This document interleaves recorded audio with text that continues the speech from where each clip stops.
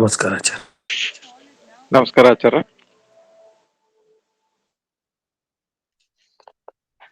ನಮಸ್ಕಾರ ಗುರುಗಳೇ.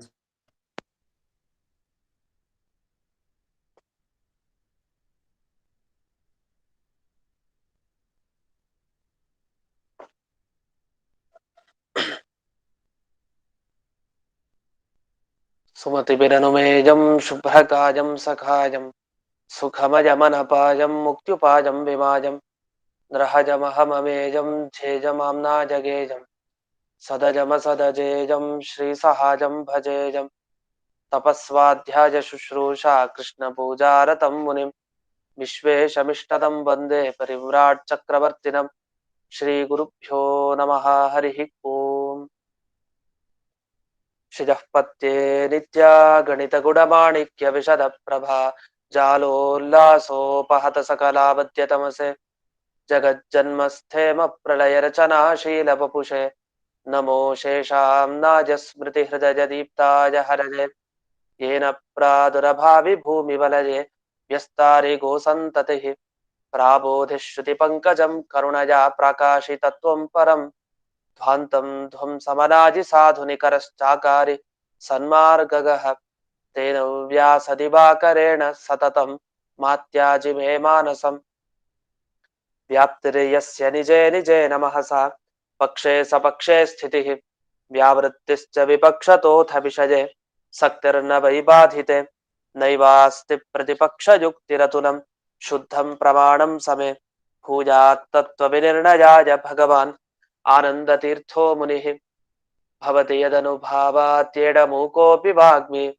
ಜಡಮತಿರಪಿ ಜಂತುರ್ಜಾಯತೆ ಪ್ರಾಜ್ಞಮೌಲಿಃ ಸಕಲವಚನ ಚೇತೋ ದೇವತಾ ಭಾರತೀ ಸಾ ಮಮ ವಚಸಿ ನಿಧತ್ತಾಂ ಸನ್ನಿಧಿಂ ಮಾನಸೇ ಚ रमा निवासोचितवास भूमिः सन्न्याय रत्नावली जन्म भूमिः वैराग्य भाग्यो मम पद्मनाभतीर्थामृताब्धिर्भवतात् विभूत्यै पदवाक्य प्रमाण ज्ञान प्रतिवादि मदच्छिदः श्रीमदक्षोभ्यतीर्थाख्यानुपतिष्ठे गुरून् मम श्रीमदानन्दतीर्थार्य सन्मनः सरसि भुवि अनुव्याख्यानदरिने चञ्चरी कतिमे मनः न शब्दाब्धौ गाढाः न च निगमचर्चासु चतुराः न च न्याये प्रौढाः न च विदितवेद्या अपि वयं परं श्रीमत्पूर्णप्रमतिगुरुकारुण्यसरणिं प्रपन्नामान्या स्मः किमपि च वदन्तोऽपि महताम् ॐ नारायणं निखिलपूर्णगुणैकदेहं निर्दोषमाप्यतममप्यखिलैः सुवाक्यैः अस्योद्भवादितमशेषविशेषतोऽपि वन्द्यं सदा प्रियतमं मम सन्नमामि कुपिता हि पणच्छाया समीकृत्या परं सुखं सेवन्ते यत्पदं धीरास्तं भजे वल्लभं ಶ್ರೇಯಃ. 232ನೇ ಸುಧಾಮೂಲ ಅಲ್ಲಿ ಕೊನೆಯ ಸಾಲು ನಚ ಪ್ರಥಮ ಜ್ಞಾನ ವಿಷಯೀಕೃತಾತ್ ಅಧಿಕೋ ಅರ್ಥ ಉತ್ತರ ಜ್ಞಾನೇಶು ಚಕಾಸ್ತಿ. ಈಗ ಪುಸ್ತಕ ಮೊದಲನೇ ಕ್ಷಣದಲ್ಲಿ ನೋಡಿದ್ವಿ, ಈಗ ಕಣ್ಣು ಮುಚ್ಚಿದ್ವಿ, ಕಣ್ ತೆಗೆದ್ವಿ, ಕಣ್ ತೆಗೆದ ಕೂಡಲೇ ಪುಸ್ತಕ ಕಾಣ್ತಾ ಇದೆ, ನ್ಯಾಯಸುಧಾ ಪುಸ್ತಕ ಈ ಪೇಜ್ ಕಾಣ್ತಾ ಇದೆ. ಮತ್ತೆ ಕಣ್ ಮುಚ್ಚಿದೆ, ಮತ್ತೆ ಎರಡನೇ ಕ್ಷಣದಲ್ಲಿ ಮತ್ತೆ ತೆಗೆದೆ, ಮತ್ತೆ ಅದೇ ಪೇಜಿನ ಜ್ಞಾನ, ಅದೇ ಪುಸ್ತಕದ ಜ್ಞಾನ ಬಂತು. ಹೀಗೆ ಮೂರನೇ ಕ್ಷಣ. ಹಾಗಾದ್ರೆ ಪ್ರತಿ ಕ್ಷಣದಲ್ಲಿ ನೋಡ್ದಾಗ್ಲೂ ಈ ನ್ಯಾಯಸುಧಾ ಪುಸ್ತಕ ಜ್ಞಾನ ಹಾಗೆ ಬಂದಿದ್ದು ಅಷ್ಟೇ, ಅದ್ರ ಆಕಾರ ಬಂದಿತ್ತು, ಅಲ್ಲಿ ಓದ್ಲಿಲ್ಲ. ಕಣ್ಣು ತೆಗೆದೆ ಮತ್ತೆ ಪುಸ್ತಕ ಅದೇ ಪುಟ ಕಾಣ್ತು. ಎಷ್ಟು ಸಲಿ ತೆಗೆದ್ರು ಅದೇ ಜ್ಞಾನ, ಜ್ಞಾನದಲ್ಲಿ ವ್ಯತ್ಯಾಸ ಬರೋದಿಲ್ಲ. ಹಾಗಾದ್ರೆ ಜ್ಞಾನದಲ್ಲಿ ವ್ಯತ್ಯಾಸ ಇಲ್ಲ. ಮೊದಲನೇ ಕ್ಷಣದ ಜ್ಞಾನ ಆಗ್ಲಿ, ಎರಡನೇ ಕ್ಷಣದ ಜ್ಞಾನ ಆಗ್ಲಿ, ಮೂರನೇ ಕ್ಷಣದ ಜ್ಞಾನ ಆಗ್ಲಿ, ವ್ಯತ್ಯಾಸ ಇಲ್ಲ. ಅದೇ ತರ ಈ ಮನುಷ್ಯರನು ಅಷ್ಟೇ. ನಾವೆಲ್ಲ ಕಣ್ಮುಚ್ಚಿ ತೆಗೆದ್ವಿ, ಒಬ್ಬ ನಿಂತಿದ್ದ ನಮ್ಮ ಕಣ್ಣು ಮುಂದೆ, ಮೊದಲನೇ ಕ್ಷಣದಲ್ಲಿ ಕಣ್ಮುಚ್ಚಿ ತೆಗೆದಾಗ ಅವನ ಜ್ಞಾನ, ಮತ್ತೆ ಕಣ್ಮುಚ್ಚಿ ಮತ್ತೆ ತೆಗೆದಾಗ ಅವನ ಜ್ಞಾನ. ಈಗ ಪ್ರತಿ ಕ್ಷಣ ಅವನ ಜ್ಞಾನವೇ ಬಂತು. 3 ಕ್ಷಣದಲ್ಲಿ ಏನಾರು ಒಂದು ಜ್ಞಾನದಲ್ಲಿ ಒಂದು ವ್ಯತ್ಯಾಸ, ಒಂದು ವಿಶೇಷತೆ ಏನಾರು ಉಂಟಾಯ್ತಾ? ಏನೂ ಆಗ್ಲಿಲ್ಲ. ಆದ್ರೆ ಇವ್ರು ಹೇಳ್ತಾರ ಹಾಗಲ್ಲ. ಪ್ರಥಮ ಜ್ಞಾನ, ಮೊದಲನೇ ಜ್ಞಾನ ಬಂದಾಗ ಬರೀ ವಸ್ತು ಮಾತ್ರ ತೋರ್ತು. ಅಂದ್ರೆ ಮೊದಲು ನೋಡಿದಾಗ ಮನುಷ್ಯ ಗೊತ್ತಾಯ್ತು, ಇವನ ಹೆಸರು ಒಬ್ಬ ಗೋವಿಂದನೋ ದೇವದತ್ತನೋ ದೇವದತ್ತನ ನೋಡಿದ್ವಿ, ಮೊದಲು ಗೊತ್ತಾಯ್ತು. ಇದು ಮೊದಲನೇ ಜ್ಞಾನ, ಓ ಇವನ್ ದೇವದತ್ತ ಅಂತ ಜ್ಞಾನ ಬಂತು. ಎರಡನೇ ಸಲಿ ನಮಗ್ ಜ್ಞಾನ ಬಂತು ಕಣ್ಮುಚ್ಚಿ ತೆಗೆದಾಗ. ಆಗ ದೇವದತ್ತನ ಜ್ಞಾನ ಬಂದ್ರು ಏನೋ ಒಂದು ವ್ಯತ್ಯಾಸ ಅದರಲ್ಲಿ ಕಾಣ್ತಾ ಇದೆ. ಎರಡನೇ ಕ್ಷಣದಲ್ಲಿ ಬರೋ ಜ್ಞಾನದಲ್ಲಿ ಏನ್ ವ್ಯತ್ಯಾಸ? ಅಲ್ಲಿ ಏನೋ ಒಂದು ಹೊಸ ಧರ್ಮ ಹುಟ್ಟಿತು ಅವನಲ್ಲಿ ಅಂತ. ಏನ್ ಹುಟ್ಟಿತು? ಜ್ಞಾತತ ಹುಟ್ಟಿತು ಅಂತ. ಹೀಗೆ ಮೀಮಾಂಸಕರು ಹೇಳ್ತಾರೆ. ಆದ್ರೆ ನಮ್ಮ ಅನುಭವ ನೋಡಿದ್ರೆ ಏನು ಹೊಸದು ಏನು ಹುಟ್ಟಲ್ಲ. ಎಲ್ಲ ನಮ್ಗೆ ಮೊದಲನೇ ಕ್ಷಣದಲ್ಲಿ ಗೊತ್ತಿದ್ದ, ಎರಡನೇ ಕ್ಷಣದಲ್ಲೂ ಅವನೇ ಹೊಸದಾಗ ಅವನಲ್ಲಿ ಏನೋ ಒಂದು ಧರ್ಮ ಬಂತು, ಅವೆಲ್ಲ ಇಲ್ಲ. ಅದೇ ತರ ಇದನ್ನ ವಿಷಯ ಹೇಳ್ತಾರೆ. ಇಲ್ಲಿ ರಾಯರು ಹೇಳ್ತಾರೆ, ಅದನ್ನ ಗಮನಿಸಿ. ಎರಡನೇ ಲೈನು, ಅಯಂ ಘಟಃ ಇತಿ ಪ್ರಥಮ ಜ್ಞಾನ ಅನಂತರಂ ಪುನಃ ಘಟೋಯಂ. ಮೊದಲು ಅಯಂ ಘಟಃ ಇದು ಮಡಿಕೆ ಅಂತ ಜ್ಞಾನ ಬಂತು. ಎರಡನೇ ಕ್ಷಣದಲ್ಲಿ ಮತ್ತೆ ಇದು ಮಡಿಕೆ ಅಂತಾನೆ ಜ್ಞಾನ ಬಂತು. ತೇನ ಕಿಮ್, ಅದ್ರಿಂದ ಏನಾಯ್ತು ಉಪಯೋಗ? ಎರಡನೇ ಕ್ಷಣದಲ್ಲೂ ಅದೇ ಇದು ಮಡಿಕೆ ಅಂತಾನೆ ಬಂದಿದ್ದು ಹೊರತು ಏನು ಹೊಸದೇನು ಬರ್ಲಿಲ್ವಲ್ಲ ಅಲ್ಲಿ ಜ್ಞಾನದಲ್ಲಿ. ನಿಜ. ಅದು ಅವನು ಕೇಳೋ ಪ್ರಶ್ನೆ ಅಭಿಪ್ರಾಯ ಏನಿತ್ತು ಅಂದ್ರೆ, ಅದನ್ನ ಶೇಷವಾಕ್ಯಾರ್ಥ ಚಂದ್ರಿಕಾ ಟಿಪ್ಪಣಿಯಲ್ಲಿ ಹೇಳ್ತಾರೆ. ಏನು ಅಂದ್ರೆ, ಜ್ಞಾತತ ಏನಿದೆ ಅದು ಕಣ್ಣು ಕಾಣಿಸುತ್ತೆ, ಅದು ಪ್ರತ್ಯಕ್ಷ ಅಂತ. ಒಬ್ರು ಹೇಳ್ತಾರೆ ಪ್ರತ್ಯಕ್ಷ ಅಂತ ಹೇಳೋದಿದ್ರೆ ಮೊದಲನೇ ಜ್ಞಾನದಲ್ಲಿ ನಿಮಗೆ ಜ್ಞಾತತ ಗೊತ್ತಾಗತ್ತೋ, ಎರಡನೇ ಜ್ಞಾನದಲ್ಲೋ, ಅಥವಾ ಇನ್ಯಾವ್ದಾರು ಒಂದು ರೀತಿಯ ಜ್ಞಾನದಲ್ಲೋ. ಮೊದಲನೇ ಜ್ಞಾನ ಎರಡನೇ ಜ್ಞಾನ ಏನ್ ವ್ಯತ್ಯಾಸ ಇಲ್ಲ. ಹುಟ್ಟೋ ಜ್ಞಾನದಲ್ಲೆಲ್ಲ ಜ್ಞಾತತ ಏನ್ ತೋರಲ್ಲ, ಎಲ್ಲ ಒಂದೇ. ಮತ್ ಏನ್ ತೋರುತ್ತೆ ಜ್ಞಾನದಲ್ಲಿ? ನಾವು ಏನ್ ನೋಡಿರ್ತೀವಲ್ಲ ಅದು ಮಾತ್ರ ತೋರತ್ತಷ್ಟೇ. ಮಡಿಕೆ ನೋಡಿದ್ರೆ ಮಡಿಕೆ ಗೊತ್ತಾಗತ್ತೆ, ಪುಸ್ತಕ ಅಂದ್ರೆ ಪುಸ್ತಕ ಗೊತ್ತಾಗತ್ತೆ. ನೀನ್ ಹೇಳೋ ತರ ಏನೋ ಜ್ಞಾತತ ಹುಟ್ಟತ್ತೆ, ಅದು ಯಾರಿಗ್ ಗೊತ್ತಾಗಲ್ಲ, ಅದು ನಮಗ್ ಕಣ್ಣಗ್ ಕಾಣಲ್ಲ, ಅದು ಪ್ರತ್ಯಕ್ಷ ಅಲ್ಲ. ಅಂದ್ರೆ ಆಚಾರ್ಯರು ಹೇಳ್ತಾ ಇರೋದು ಅನುಭವಕ್ಕಿಲ್ಲ ಅಂತ. ಜಯತೀರ್ಥರು ಆಚಾರ್ಯರ ಅಭಿಪ್ರಾಯ ಹೀಗ್ ಬಿಡಿಸ್ತಾ ಇದ್ರೆ, ಅನುಭವಕ್ಕೆ ಇಲ್ದೇ ಇರೋದ್ರ ಬಗ್ಗೆ 1000 ಸಲಿ ನೋಡು. ಮೊಲ ನೋಡ್ತಾ ಇದೀಯಾ, ಮನುಷ್ಯರು ನೋಡ್ತಾ ಇದೆಯಾ, ಎಷ್ಟೋ ಜನ ಮನುಷ್ಯರು ಅಲ್ಲಿ ಕೊಂಬಿದೆ ಕೊಂಬಿದೆ ಅಂತ 1000 ಸಲಿ ಹೇಳಿದ್ರು ಅದ್ ನನ್ನ ಅನುಭವಕ್ಕಿಲ್ಲ.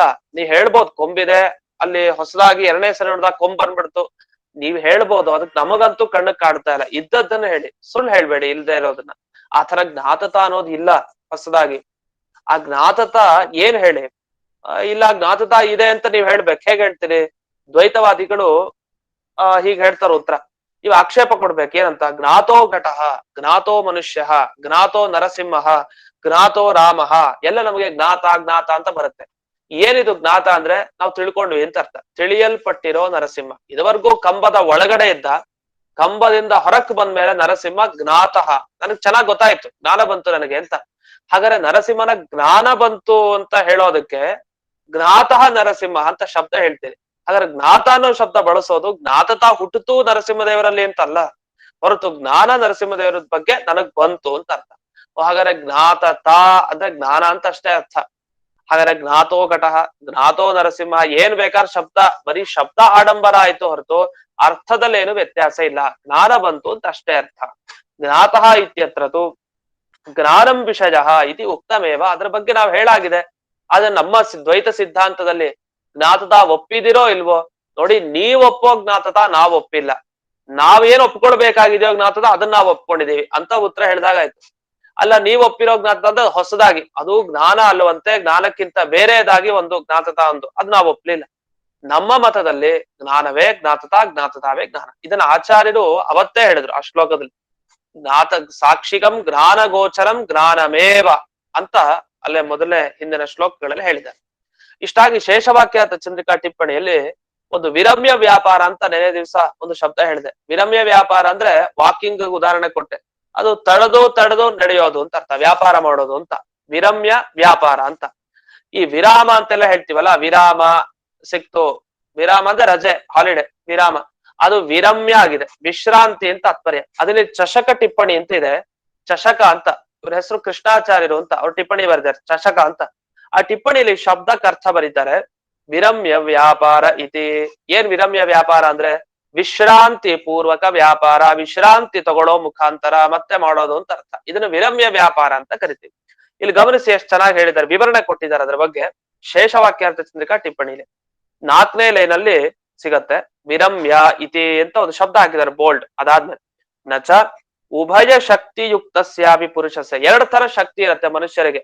ನಮಗೆ ಬೇಕು ಅನ್ಸ್ತಾ ಮಾಡ್ತೀವಿ, ಇಲ್ಲ ಅಂದ್ರೆ ಸುಮ್ನೆ ಆಗ್ಬಿಡ್ತೀವಿ. ಓದ್ಲಿಕ್ ಮನಸ್ಸು ಬಂತು ಅಂದ್ರೆ 1 ಗಂಟೆ ಕ್ಲೀನ್ ಆಗಿ ಓದ್ತೀವಿ. ಇಲ್ಲ ಮಧ್ಯಕ್ಕೆ ಆಲಸ್ಯ ಬಂತು ಅಂದ್ರೆ ಒಂದ್ ಕ್ಷಣ ಒಂದ್ ಲೈನ್ ಓದೋ ಅಷ್ಟೊತ್ತಿಗೆ ಸಾಕು ಅಂತ ಸುಮ್ನೆ ಕಣ್ಣು ಮುಚ್ಚೆ ಮತ್ತೆ ಸುಮ್ನೆ ಕೊಡ್ತೀವಿ, ಮತ್ತೆ ಓದ್ತೀವಿ. ಇದೆಲ್ಲ ವಿರಮ್ಯ ವ್ಯಾಪಾರ. ತಡೆದು ವಿಶ್ರಾಂತಿ ತಗೊಂಡು ಕೆಲಸ ಮಾಡ್ತಾ ಇರ್ತೀವಿ. ಈ 2 ಶಕ್ತಿ ಇರೋ ಮನುಷ್ಯರು ಏನ್ ಮಾಡ್ತಾರೆ? ಏಕ ಅನಂತರಂ ಅನ್ಯ ಕಾರ್ಯಸೆ. ಒಂದ್ ಕೆಲಸ ಮಾಡ್ತಾರೆ, ಆಮೇಲೆ ಒಂದ್ ಕೆಲಸ ಮಾಡ್ತಾರೆ. ಈ ರೀತಿ ಮನುಷ್ಯ ಮಾಡ್ಬೋದು. ಆದ್ರೆ ಜಡ ಪ್ರತ್ಯಕ್ಷ ಜ್ಞಾನ ಏನ್ ಮಾಡುತ್ತೆ? ಮೊದಲಿಗೆ ವಸ್ತು ತೋರಿಸ್ಕೊಟ್ಬಿಡೋಣ, ಜ್ಞಾನತ ತೋರ್ಸೋದ್ ಬೇಡ ಮನುಷ್ಯರಿಗೆ, ಆಮೇಲೆ ಎರಡನೇ ಸಲ ಜ್ಞಾನದಲ್ಲಿ ನಾನು ಜ್ಞಾತತಾ ತೋರಿಸ್ಕೊಡ್ತೀನಿ ಅಂತ ಪ್ರತ್ಯಕ್ಷ ಜಡ ಜ್ಞಾನ ಅದು ಯಾವತ್ತಾರು ಯೋಚನೆ ಮಾಡ್ಲಿಕ್ಕೆ ಸಾಧ್ಯನ? ಯಾಕೆಂದ್ರೆ ವಿರಮ್ಯ ವ್ಯಾಪಾರ ಮಾಡ್ಬೇಕು ಅಂದ್ರೆ ಇಚ್ಛೆ ಇರ್ಬೇಕಂತೆ. ಅಂದ್ರೆ ಇಚ್ಛೆ ಅನ್ನೋದು ಯಾರು ಬಯಕೆ ಯಾರಿಗಿರತ್ತೆ? ಮನುಷ್ಯನಿಗಿರತ್ತೆ. ನಾನ್ ಅನ್ಕೊಳ್ಬಹುದು ನನಗೆ ಈಗ ಸದ್ಯಕ್ಕೆ ಇಷ್ಟ ಅನಿಸ್ತಾ ಇದೆ, ಈಗ ಕೇಳ್ತೀನಿ, ಸ್ವಲ್ಪ ಹೊತ್ತು ಆರಾಮಾಗಿ ಮಲ್ಕೊಂಬೋಣ, ಮತ್ತೆ ಎದ್ ಕೇಳೋಣ. ವಿರಮ್ಯ ವ್ಯಾಪಾರ ಮಾಡ್ಬೇಕು ಅಂದ್ರೆ, ವಿಶ್ರಾಂತಿ ತಗೊಂಡ್ ಕೆಲಸ ಮಾಡ್ಬೇಕು ಅಂದ್ರೆ ಇಚ್ಛೆ ಬೇಕು. ನಮ್ಮ ಇಚ್ಛೆ ಹೇಗಿದೆಯೋ, ನಾವ್ ಹೇಗ್ ಬಯಸ್ತೇವೋ ಹಾಗೆ ಮಾಡ್ತೀವಿ ಕೆಲಸ. ಈ ತರ ಇಚ್ಛೆ ಅದು ಜ್ಞಾನದಲ್ಲಿ ಇರಲ್ಲ. ಯಾಕೆ? ಜ್ಞಾನ ಒಂದು ಜಡವಾದ ಜ್ಞಾನ. ತಾನು ಯೋಚಿಸ್ಲಿಕ್ಕೆ ಅದಕ್ಕೆ ಶಕ್ತಿ ಇಲ್ಲ, ಇಚ್ಛೆ ಪಡ್ಲಿಕ್ಕೆ ಶಕ್ತಿ ಇಲ್ಲ. ಮೊದಲಿಗೆ ಈ ಮನುಷ್ಯನಿಗೆ ನಾನು ಈ ಪುಸ್ತಕದ ಜ್ಞಾನ ತಂದು ಕೊಡ್ತೇನೆ, ಆಮೇಲೆ ಇದೇ ಪುಸ್ತಕದಲ್ಲಿ ಜ್ಞಾತತಾ ಹುಟ್ಟಿಸ್ತೇನೆ ಅಂತ ಅದು ತಡೆದು ವ್ಯಾಪಾರ ಮಾಡ್ಲಿಕ್ಕೆ ಸಾಧ್ಯ ಇಲ್ಲ. ಅದನ್ನ ಬರೀತಾರೆ. ಪುರುಷಸ್ಯ, ಇದನ್ನೆಲ್ಲ ಅಂಡರ್ಲೈನ್ ಮಾಡ್ಕೊಬೇಕು. ಇಂಥ ವಾಕ್ಯ ಬಹಳ ಮುಖ್ಯ, ಶಾಸ್ತ್ರದಲ್ಲಿ ಮತ್ತೆ ಸಿಗಲ್ಲ ಇಂಥ ವಾಕ್ಯಗಳು. ಪುರುಷಸ್ಯ ಚೇತನತ್ವಾತ್. ಪುರುಷ ಚೇತನ, ಪುರುಷ ಅಂದ್ರೆ ಸ್ತ್ರೀ ಆಗ್ಬೋದು, ಪುರುಷ ಯಾರು. ಸಂಸ್ಕೃತದಲ್ಲಿ ಪುರುಷ ಶಬ್ದ ಜೀವ ಅನ್ನೋ ಅರ್ಥವನ್ನ ಹೇಳುತ್ತೆ ಅಷ್ಟೇ. ಅದರಿಂದ ಪುರುಷ ಅಂದ್ರೆ ಸ್ತ್ರೀ ಅಥವಾ ಈ ಪುರುಷ. ಪುರುಷಸ್ಯ ಚೇತನತ್ವಾತ್, ಒಬ್ಬ ಚೇತನ ಅವನು. ಆದ್ರಿಂದ ತದ್ ಇಚ್ಛಾಕ್ರಮೇಣ ಕಾರ್ಯಕ್ರಮ ಸಂಭವೇಪಿ. ಕಾರ್ಯ ತಾನು ಮಾಡೋ ಕೆಲಸದಲ್ಲಿ ಒಂದು ಕ್ರಮ ಉಂಟು. ಹೇಗ್ ಕ್ರಮ ಬರ್ಲಿಕ್ಕೆ ಸಾಧ್ಯ? ಇಚ್ಛಾಕ್ರಮೇಣ. ಅವನು ಹೇಗೆ ಇಚ್ಛೆ ಪಡ್ತಾನೋ ಹಾಗೆ. ನನಗೆ ಮೊದಲು ಈಗ ಊಟಕ್ಕೆ ಬಡಿಸಿರ್ತಾರೆ, ಊಟದಲ್ಲಿ ಎಲೆ ಮೇಲೆ ಎಲ್ಲ ಬಡಿಸಿರ್ತಾರೆ. ನನಗೆ ಚಕ್ಲಿ ಮೊದಲು ಬೇಕಾ, ನನ್ನ ಇಚ್ಛೆ, ಅದನ್ನ ಸ್ವಲ್ಪ ತಿಂತೀನಿ, ಆಮೇಲೆ ವಿಶ್ರಾಂತಿ ತಗೊಳ್ತೀನಿ, ಮತ್ತೆ ತಿನ್ಲಿಕ್ಕೆ ಹೋಗ್ತೀನಿ. ಚಕ್ಲಿನಲ್ಲ, ಅಲ್ಲಿ ಪಕ್ಕದ ಕೋಡ್ಬಲೆ ಅಂತ ತಿನ್ಲಿಕ್ಕೆ ಹೋಗ್ತೀನಿ. ಅಂದ್ರೆ ಏನಂತ? ವಿಶ್ರಾಂತಿ ಪೂರ್ವಕ ವ್ಯಾಪಾರ ಅದು ನಮ್ಮ ಇಚ್ಛೆಗೆ ಬಿಟ್ಟದ್ದು. ನಾವ್ ಹೇಗ್ ಬಯಸ್ತೇವೋ ಅದಕ್ಕನುಗುಣವಾಗಿ ಅಲ್ಲಿ ವ್ಯಾಪಾರ ಮಾಡ್ತಾ ಹೋಗ್ತೀವಿ. ಇದನ್ನೆಲ್ಲ ವಿರಮ್ಯ ವ್ಯಾಪಾರ ಅಂತ ಶಾಸ್ತ್ರದಲ್ಲಿ ಆಗಾಗ ಶಬ್ದವನ್ನ ಬಳಸ್ತಾ ಇರ್ತಾರೆ. ಇದಾದ್ಮೇಲೆ ಇನ್ನೊಂದು ಕಾರಣ ಕೊಡ್ತಾರೆ, ಬಹಳ ಚೆನ್ನಾಗಿದೆ. ಈಗ ಮೊದಲನೇ ಸಲಿ ಜ್ಞಾನ ಬಂತು, ನಿಜ. ಬಂದ ಜ್ಞಾನ ಎಷ್ಟು ಕ್ಷಣ ಇರುತ್ತೆ? ನಮ್ಗೆಲ್ಲ ಜ್ಞಾನ ಬರೋದ್ ಚೆನ್ನಾಗ್ ಗೊತ್ತಿರುತ್ತೆ, ಮರ್ತ್ ಹೋಗ್ಬಿಡ್ತೀವಿ. ಕೇಳಿದ್ದು ಆ ಕ್ಷಣದಲ್ಲೇ ಮರ್ತ್ ಹೋಗ್ತಾ ಇರತ್ತೆ. ಯಾಕೆ ಈ ರೀತಿ ಆಗತ್ತೆ ಅಂದ್ರೆ, ಅದು ನಿಮ್ಗಲ್ಲ, ಎಲ್ರಿಗೂ ಹಾಗೆ. ಜ್ಞಾನದ ಸ್ವಭಾವನೆ ಹಾಗೆ. ಅದು ಜ್ಞಾನ ಜಾಸ್ತಿ ಕ್ಷಣ ಇರಲ್ಲ, ಅದು ಬಹಳ ಕ್ಷಣಿಕ ಪದಾರ್ಥ ಅಂತೀವಿ.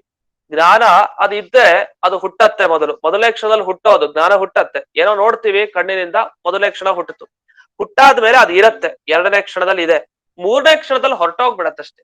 ಮೂರೇ ಕ್ಷಣ, ಆ ಮೂರನೇ ಕ್ಷಣದಲ್ಲಿ ನಾಶ ಆಗತ್ತೆ. ಇರೋದು ಎರಡು ಅನ್ನೋ ರೀತಿಲಿದೆ.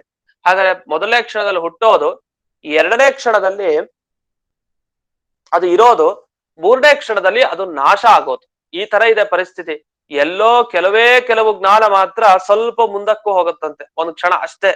ಮತ್ ಹಾಗಾದ್ರೆ ಉಳಿಯೋದಿಲ್ವಾ? ಎಷ್ಟೋ ಸರಿ ನೆನಪು ಚೆನ್ನಾಗಿರುತ್ತಲ್ಲ ನಮ್ಗೆ ಅಂದ್ರೆ, ಅದ್ ನೆನಪು, ಸ್ಮರಣೆ, ಅನುಭವ ಇರೋದು ಎಷ್ಟು ಅಂತ ನಾವ್ ಹೇಳ್ತಾ ಇರೋದು. ಅನುಭವಕ್ಕೆ ಬರೋದು ಒಂದು ಇಷ್ಟು ಕ್ಷಣ ಅಷ್ಟೇ. ಅದು ಕೆಲವ್ರು ಏನ್ ಹೇಳ್ತಾರೆ, ಇದು ಕೆಲವ್ರ ಮತದಲ್ಲಿ ಮಾತ್ರ. ಈಗ ನಮ್ಮ ಮತದಲ್ಲಿ ಆಶುತರ ವಿನಾಶಿ ಅಂತ ಹೇಳ್ತೀವಿ. ಆಶುತರ ವಿನಾಶಿ ಅಂದ್ರೆ ಬೇಗ ನಾಶ ಆಗತ್ತೆ, ಜಾಸ್ತಿ ಹೊತ್ತಿರಲ್ಲ ಅಂತ ತಾತ್ಪರ್ಯ. ಅದು ಒಂದೆರಡು ಕ್ಷಣ ಅಂತ, ಸೆಕೆಂಡ್, ಹೀಗೆ ಇಷ್ಟೇ ಕ್ಷಣ ಅಂತ ವಿಭಾಗ ಮಾಡ್ಲಿಕ್ಕೆ ಬರಲ್ಲ, ಸ್ವಲ್ಪ ಹೊತ್ತಿರತ್ತೆ. ಆಶುತರ ವಿನಾಶ ಆದ್ರೆ ಬೇಗ ಹೊರಟೋಗತ್ತೆ. ಆಶುತರ ವಿನಾಶಿ ಇದ್ರೆ ಬೇಗ ಹೊರಟೋಗ್ಬಿಡತ್ತೆ, ನಾಶ ಆಗತ್ತೆ ಅಂತ ಅಭಿಪ್ರಾಯ. ಹಾಗಾದ್ರೆ ಏನಾಯ್ತು? ಈ ಜ್ಞಾನ ನಮಗೇನ್ ಬರುತ್ತೆ, ಆ ಜ್ಞಾನ ಅದು ಒಂದೇ ಕ್ಷಣದಲ್ಲಿ ಇರೋದಲ್ಲ, ಅದು ಅನೇಕ ಕ್ಷಣಗಳಲ್ಲಿ ಇರೋದು. ಅನೇಕ ಕ್ಷಣ ಇದ್ದಾಗ ಏನಾಗತ್ತೆ ಅಂದ್ರೆ, ಒಂದು ಕ್ರಮ ಆಗತ್ತೆ. ಏನ್ ಕ್ರಮ ಆಗತ್ತೆ? ಮೊದಲನೇ ಕ್ಷಣದಲ್ಲಿ ಜ್ಞಾನ ಬಂದಾಗ ಅದು ಬರೀ ವಸ್ತುವನ್ನು ಮಾತ್ರ ಪರಿಚಯ ಮಾಡಿಕೊಡುತ್ತೆ. ಮುಂದಿನ ಕ್ಷಣಕ್ಕೆ ಬಂದ್ರೆ ಆ ವಸ್ತುವಿನಲ್ಲಿ ಜ್ಞಾತತಾ ಅನ್ನೋ ಒಂದು ಹೊಸ ಧರ್ಮ ಅದು ತಂದು ಕೊಡತ್ತೆ ಅಂತ ಈ ರೀತಿ ಹೇಳ್ಬೋದಲ್ಲ ಅಂತಂದ್ರೆ, ಅದಕ್ಕೆ ಹೇಳ್ತಾರೆ, ಇಲ್ಲ, ಈ ರೀತಿ ಹೇಳಿಕ್ ಬರಲ್ಲ.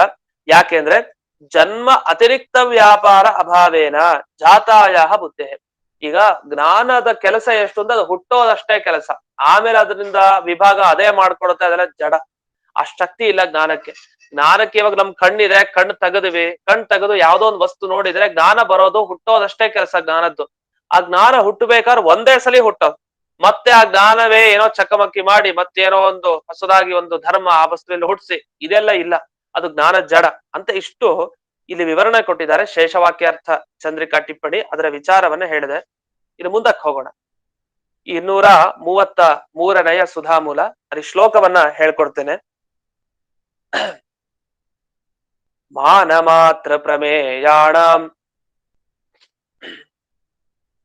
ಮಾನಮಾತ್ರ ಪ್ರಮೇಯಾಣಾಂ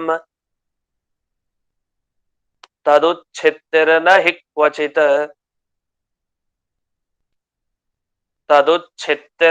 ಕ್ವಚಿತ್ ಮಾನಮಾತ್ರ ಪ್ರಮೇಯಾಣಾಂ ತದುಚ್ಛಿತ್ತಿರ್ನ ಹಿ ಕ್ವಚಿತ್. ಇಲ್ಲಿಗೆ ಒಂದು ಘಟ್ಟ ಮುಗಿಸ್ತಾರೆ. ಇದಾನೀಂ ಅಂತ ಶುರು ಮಾಡ್ತಾರೆ ಜಯತೀರ್ಥರ ಪಂಕ್ತಿ. ಈಶ ತದ್ಜ್ಞಾನ ಇತ್ಯಾದಿನ ಉಕ್ತಮರ್ಥಂ ಉಪಸಮರ್ತಿ. ಇಲ್ಲಿವರೆಗೂ ಈಶ ತದ್ಜ್ಞಾನ ಅಂತ ಒಂದು ಶ್ಲೋಕ ಪ್ರಾರಂಭ ಆಗಿತ್ತು ಹಿಂದೆ. ಆ ಶ್ಲೋಕ ಏನು ಅನುವ್ಯಾಖ್ಯಾನದಲ್ಲಿ ಪ್ರಾರಂಭ ಆಗಿತ್ತು, ಆ ಶ್ಲೋಕ ಹೇಳಿದ ವಿಷಯವನ್ನ ಈಗ ಉಪಸಂಹಾರ ಮಾಡ್ತಾ ಇದ್ದೀವಿ ಅಂತ. ಅಲ್ಲಿ ತೆಗೆದು ನೋಡ್ಬೇಕು ನಾವು ಈಶ ತದ್ಜ್ಞಾನ ಅಂದ್ರೆ ಎಲ್ಲಿದೆ ಈ ಶ್ಲೋಕ, ಹಿಂದಕ್ಕೆ ಆ ಮೂಲ ತೆಗೆದು ಈಶ ತದ್ಜ್ಞಾನ ಅಂತ ಅನುವ್ಯಾಖ್ಯಾನ ವಾಕ್ಯ ಎಲ್ಲಿ ಸಿಗತ್ತೆ ಅಂತ ತೆಗೆದು ನೋಡಿದ್ರೆ ಗೊತ್ತಾಗತ್ತೆ. ಓಹೋ, ಅಲ್ಲಿಂದ ಹಿಡಿದು ಇಲ್ಲಿವರೆಗೆ ಒಂದು ವಿಷಯ ಹೇಳಿದ್ದಾರೆ. ಆ ವಿಷಯವನ್ನ ಉಪಸಂಹಾರ ಅಂದ್ರೆ ಮುಕ್ತಾಯ ಮಾಡ್ತಾ ಇದ್ದಾರೆ. ಮಾನ ಮಾತ್ರ ಪ್ರವೇಯಾಣ, ಮೂರಿದೆ ವಸ್ತು. ಒಂದು ಅವತ್ ಹೇಳಿದಂತೆ ಈ ಜಗತ್ತಿನಲ್ಲಿ 3 ತರ ವಸ್ತು. ಒಂದು ಪ್ರಮಾತೃ, ಒಂದು ಪ್ರಮೇಯ, ಮತ್ತೊಂದು ಪ್ರಮಾಣ. 3 ತರ. ಪ್ರಮಾತೃ ಅಂದ್ರೆ ನಾವು ತಿಳ್ಕೊಳ್ಳೋರು ಅಂತ ಅರ್ಥ. ಅಂದ್ರೆ ಸರಿಯಾದ ಜ್ಞಾನ ಬರೋರು ನಮಗೆ ಪ್ರಮಾತೃ ಅಂತ ಕರಿತೀವಿ, ಚೆನ್ನಾಗಿ ತಿಳ್ಕೊಳ್ಳೋನ್ಗೆ. ಪ್ರಮೇಯ ಅಂದ್ರೆ ನಾವೇನ್ ಸರಿಯಾಗಿ ತಿಳ್ಕೊಳ್ತೀವಿ ಅದನ್ನ ಪ್ರಮೇಯ ಅಂತ ಕರೀತಾರೆ. ಹಗ್ಗವನ್ನ ನೋಡಿ ಹಗ್ಗ ಅಂತಾನೆ ತಿಳ್ಕೊಂಡ್ರೆ ಆ ಹಗ್ಗ ಅದು ಪ್ರಮೇಯ. ಹಗ್ಗವನ್ನ ನೋಡಿ ನಾವು ಹಾವು ಅಂತ ತಿಳ್ಕೊಂಡ್ರೆ ನಾವು ಭ್ರಾಂತ ಆಗ್ತೀವಿ. ಭ್ರಾಂತ ಅಂತ ಕರಿಬೇಕು ನಮ್ಮನ್ನ. ಯಾಕೆ? ಭ್ರಮೆ ಬಂತು ನಮಗೆ, ನಾವು ಪ್ರಮಾತ ಅಲ್ಲ, ಸರಿಯಾಗಿ ತಿಳ್ಕೊಳ್ಳಿಲ್ಲ. ಜೊತೆಗೆ ಆ ವಿಷಯ ಪ್ರಮೇಯ ಆಗಲ್ಲ, ಅದು ಆರೋಪಿತ ಆಗುತ್ತೆ. ಆರೋಪಿತ ಅಂದ್ರೆ ಸುಳ್ಳಾದನ್ನ ತಿಳ್ಕೊಳ್ಳೋದು ಅಂತ. ಅದಕ್ಕೆ ಕೆಲವ್ರಿಗೆ ತಮಾಷೆ ಮಾಡೋದಿದೆ, ಇವನಿಗೆ ಇರೋದೆಲ್ಲ ಆರೋಪನೆ ಅಂತ.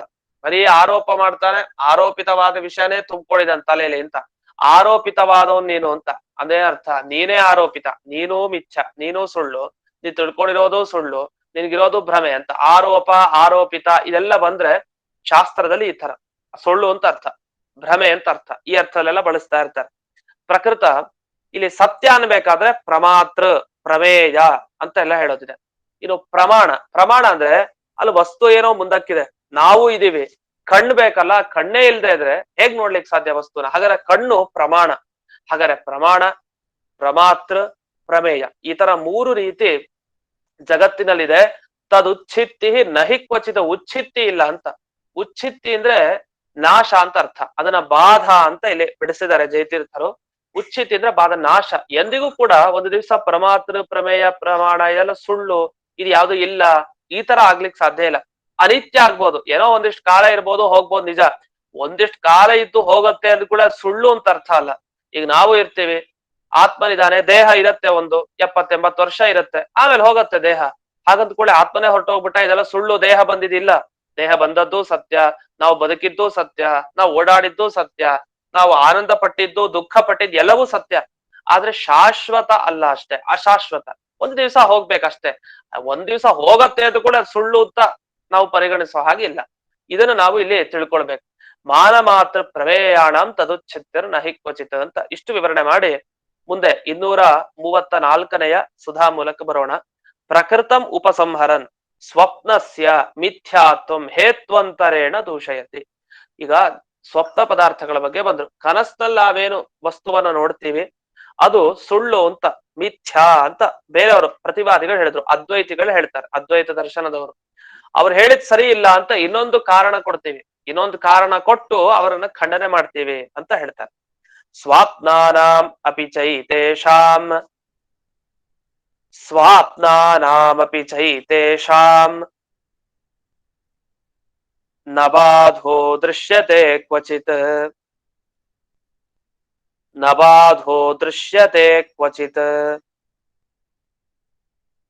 ಸ್ವಾಪ್ನಾನಾಮಪಿ ಚೈತೇಷಾಂ ನ ಬಾಧೋ ದೃಶ್ಯತೆ ಕ್ವಚಿತ್. ಇನ್ನು ಮುಂದಿನ ಶ್ಲೋಕನು ಹೇಳ್ಕೊಡ್ತೀನಿ, ಅಲ್ಲೇ ಮುಂದೆ ಪಕ್ಕದ ಪೇಜಲ್ಲಿ ಇದೆ. ಜಾಗ್ರತ್ವ ಮಾತ್ರ ಮಾತ್ರೈಕಂ, ಜಾಗ್ರತ್ವ ಮಾತ್ರ ಮಾತ್ರೈಕಂ ಅನ್ಯಥಾ ದೃಶ್ಯತೆ ಸ್ಫುಟಂ, ಅನ್ಯಥಾ ದೃಶ್ಯತೆ ಸ್ಫುಟಂ. ಅತೋ ಮಿಥ್ಯಾ ನ ಚ ಸ್ವಪ್ನೋ, ಅತೋ ಮಿಥ್ಯಾ ನ ಚ ಸ್ವಪ್ನೋ.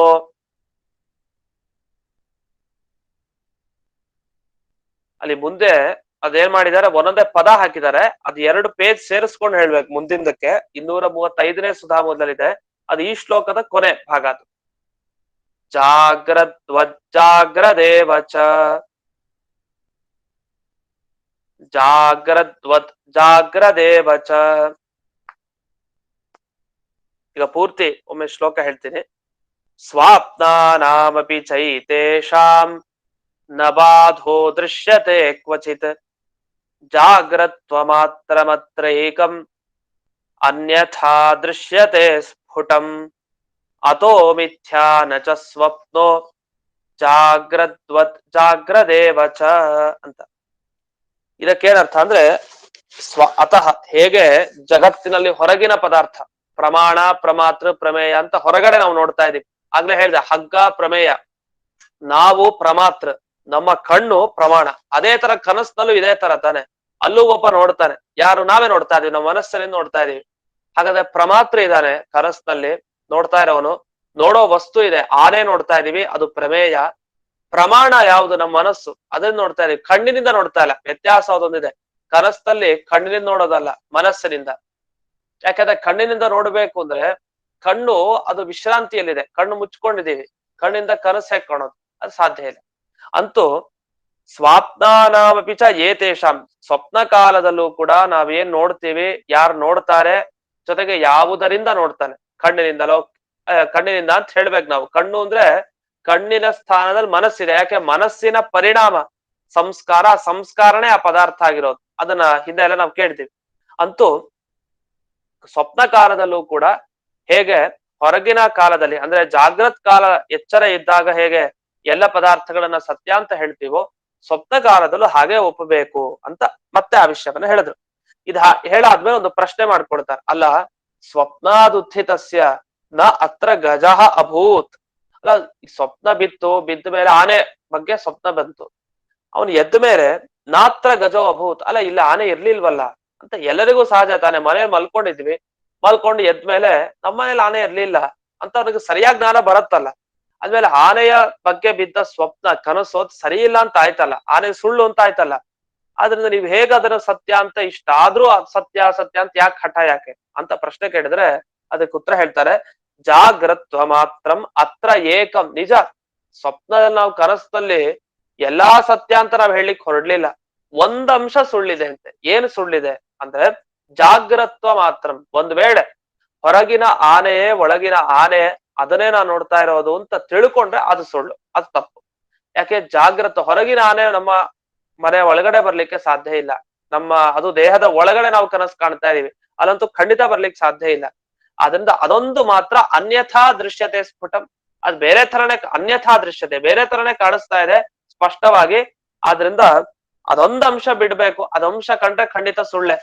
ಹಾಗಂತ ಹೇಳಿ ಆನೆನೇ ನೋಡ್ಲಿಲ್ಲ ಅನ್ನೋದು ಸುಳ್ಳು. ನೋಡ್ಲಿಲ್ಲ ಅನ್ನೋದು ಮಾತ್ರ ಅದು ತಪ್ಪು ಹೇಳೋದು. ಯಾಕೆ? ನೋಡಿದಾನೆ, ಕನಸಲ್ಲಿ ಆನೆ ನೋಡಿದಂತೂ ಸತ್ಯ. ಹೊರಗಿನ ಆನೆ ಅದ್ ಸುಳ್ಳು. ನಿಜ, ಹೊರಗಿನ ಆನೆ ನಾವು ಕನಸಲ್ಲಿ ನೋಡ್ಲಿಲ್ಲ, ಅದ್ ಸತ್ಯನೇ. ಯಾಕೆ? ಎರಡು ತರ ಆನೆ ಇದೆ ಅಂತ ನಾವು ಭಾವಿಸ್ಬೇಕು. ನಮ್ಗೆಲ್ಲ ತಲೆಯಲ್ಲಿ ಏನಂದ್ರೆ ಇರೋ ಆನೆ ಒಂದೇ, ಅದು ಹೊರಗಡೆ ಮಾತ್ರ ಅಷ್ಟೇ.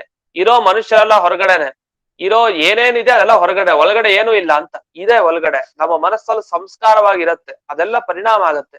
ಈಗ ಚಿತ್ರ ನೋಡ್ತೀವೆಲ್ಲ, ಚಿತ್ರಗಳಲ್ಲೆಲ್ಲ ಪಿಕ್ಚರ್ಗಳು ಎಲ್ಲ ಕಡೆನೂ ಇದೆ. ಆನೆನೂ ಕಾಣ್ತೀವಿ, ಸಿಂಹ ನೋಡ್ತೀವಿ, ಎಲ್ಲಾ ನೋಡ್ತೀವಿ. ಮತ್ತೆ ಎಲ್ಲವೂ ಅಲ್ಲಿ ಇದ್ದೇ ಇರತ್ತೆ. ಅದು ಏನು, ಮನೆಯೆಲ್ಲ ಫೋಟೋ ಎಲ್ಲ ಹಾಕಿರ್ತಲ್ಲ, ಆ ಪಿಕ್ಚರ್ ಅದ್ರ ಬಗ್ಗೆ ಹೇಳ್ತಾ ಇರತ್ತೆ. ಅಲ್ಲಿ ಮನೆ ಫೋಟೋ ಹಾಕಿದೀವಿ, ಆನೆಯ ಫೋಟೋ, ಸಿಂಹದ ಫೋಟೋ, ಎಲ್ಲಾ ಕಡೆ ಆನೆ ಸಿಂಹಗಳು ಇದ್ದೇ ಇದೆ. ಅದು ಹೊರಗಡೆ ಇದೆ ಅಂತಂದ್ರೆ ಆ ಚಿತ್ರಗಳಲ್ಲೂ ಇದೆ. ಅದು ಜಡವಾಗಿದೆ, ಚೇತನ ಅಲ್ಲ. ಅದೇ ಆಕಾರದಲ್ಲಿ ಅವನು ಚಿತ್ರ ಸಂಸ್ಕಾರ ಪಡ್ಕೊಂಡು ಅಲ್ಲೆಲ್ಲೋ ನೋಡಿದ್ದ, ಝೂನಲ್ಲಿ ನೋಡಿದ ತರನೇ ಬಂದು ಬರೀತಾನೆ ಇಲ್ಲಿ. ಅದೇ ತರ ಆನೆನ ಸಂಸ್ಕಾರದಿಂದ ಚಿತ್ರ ಸೃಷ್ಟಿ ಮಾಡೋದು ದೊಡ್ಡ ವಿಷಯ ಅಲ್ಲ. ಅದನ್ನ ನಾವು ಕೈಯಿಂದ ತಗೊಂಡ್ ಬರಿತೀವಿ ಚಿತ್ರನ ಹೊರಗಡೆ, ಆದ್ರೆ ಕನಸಿನಲ್ಲಿ ನಾವು ಮನಸ್ಸಿನಿಂದಾನೇ ಬರೆದು ಬಿಡ್ತೀವಿ ಆ ಚಿತ್ರನ ಅಷ್ಟೇ. ಆದ್ರಿಂದ ಅಥೋ ಮಿಥ್ಯಾ ನಚ ಸ್ವಪ್ನ. ಸ್ವಪ್ನ ಅದು ಮಿಥ್ಯಾ ನಚ, ಅದನ್ನ ಮಿಥ್ಯಾ ಸುಳ್ಳು ಅಂತ ಹೇಳ್ಬೇಡಿ. ಈ ರೀತಿ ವ್ಯಾಖ್ಯಾತ ಪ್ರಾಯಮೇತ ಇದೆಲ್ಲ ನಾವು ಹಿಂದೆ ಬರೆದು ಬಿಡಿದೀವಿ, ವ್ಯಾಖ್ಯಾನ ಮಾಡಿದೀವಿ, ತಿಳ್ಕೊಳ್ಬೇಕು ಅಂತ ಜಯತೀರ್ಥ ನೆನಪಿಸ್ತಾ ಇದ್ದಾರೆ. ಅನ್ಯಥಾ ದೃಶ್ಯತೆ, ಇಲ್ಲ ಅಂತ ಕಾಣುತ್ತಲ್ಲ ಅಂದ್ರೆ ಅದೆಲ್ಲ ನಿಜ. ಇಲ್ಲ ಅಂತ ಕಂಡ್ರೆ, ಹೊರಗಿನ ಪದಾರ್ಥ ಒಳಗ್ ಕಂಡ್ರೆ ಅದು ಸುಳ್ಳು ಅಂತ ಒಪ್ತೀವಿ ಅಂತ. ಇದಾದ್ಮೇಲೆ ಒಂದ್ ಎರಡು ವಿಷಯ ಹೇಳ್ತಾರೆ. ಅದಕ್ಕೆ ಗುರುವರ್ಥ ದೀಪಿಕಾ ವಿವರಣೆ ಮಾಡ್ಬೇಕು. ವಾದಿರಾಜರ ಟಿಪ್ಪಣಿ ಒಂದು ವಿಶೇಷಾಂಶ ಇದೆ. ಅದನ್ನ ಮತ್ತೆ ನಾಳೆ ದಿವಸ ನೋಡೋಣ ಅಂತ ಹೇಳ್ತಾ ಇಂದಿನ ಈ ಪಾಠವನ್ನ ಅಸ್ಮತ್ ಗುರುವಂತರ್ಗತ ವ್ಯಾಸತೀರ್ಥ ಗುರುವಂತರ್ಗತ ಭಾರತೀ ರಮಣ ಮುಖ್ಯ ಪ್ರಾಣಾಂತರ್ಗತ ಶ್ರೀಮನ್ಮೂಲ ಗೋಪಾಲ ಕೃಷ್ಣನಿಗೆ ಅರ್ಪಣೆ ಮಾಡ್ತೇನೆ. ಶ್ರೀಕೃಷ್ಣ ಅರ್ಪಣ. ಧನ್ಯವಾದಗಳು. ನಮಸ್ಕಾರ ಆಚಾರ್ಯ. ನಮಸ್ಕಾರ ಸರ್ ಹರೇ ನಮಸ್ಕಾರ ಗುರುಗಳೇ.